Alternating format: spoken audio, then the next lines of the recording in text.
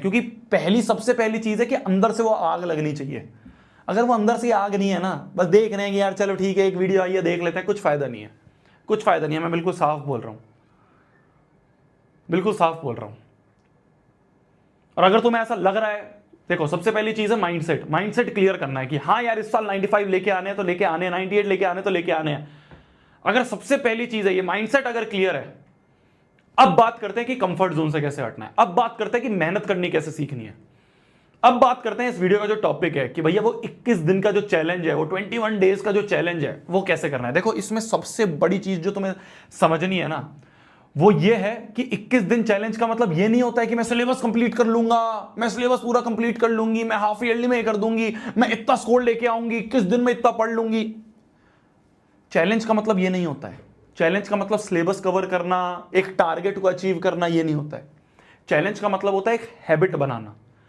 Challenge का मतलब होता है एक ऐसी आदत बनाना, अगर वो आदत लग गई तो अपने आप सारा सिलेबस हो जाएगा, अपने आप सारा सिलेबस हो जाएगा। तो ये जो 21 दिन का चैलेंज है ना, इस चैलेंज को लेने के लिए सबसे पहली चीज है माइंडसेट। एक पेपर लो और उस पेपर पे सबसे पहली चीज तो तुम्हें ये लिखनी है, सबसे पहली चीज तो तुम्हें ये लिखनी है कि इस साल मेरे को सही में लाना कितना है। वो जो टारगेट है ना, वो टारगेट बना के लिख दो। रैंक 1 भी जो था ना इस साल, नेक्स्ट टॉपर से इस साल रैंक 1 आई थी, रैंक 1 भी जो था ना इस साल, उसने भी वो सामने लिख रखा था कि मेरे को इस साल इतना लेके आना है। अपनी औकात से बड़ा टारगेट बना के लिख दो सबसे पहली चीज। तुम सोच रहे हो ना भैया आज तक 60-70 ही आते थे, शायद 80 आ जाएंगे, ना ना ना ना, 95 आएंगे। लिखना है, सबसे पहली चीज है लिखना है।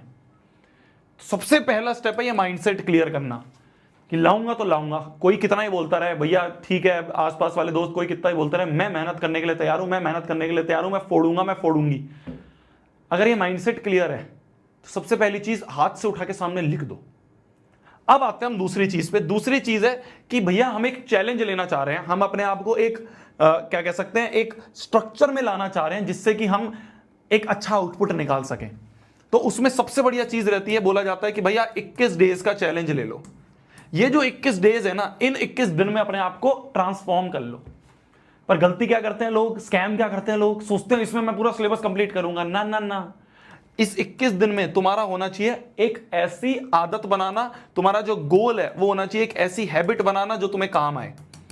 भैया मतलब आपने कुछ समझाया नहीं। हैबिट का मतलब, मैंने कहा मान लो तुम्हें हैबिट बनानी है कि भैया मेरे को ना हर रोज बैठ के 3 घंटे पढ़ाई करनी है और 3 घंटे मेरे को डेडिकेटेडली बैठना है, 3 घंटे लगातार बैठना है। ऐसा नहीं है, ऐसा नहीं है कि हमें यार चीजों को टाले रहना है या फिर शुरू में आधा घंटा पढ़ लिए फिर 1 घंटा पढ़ लिया, नहीं, 3 घंटे एक साथ बैठना है।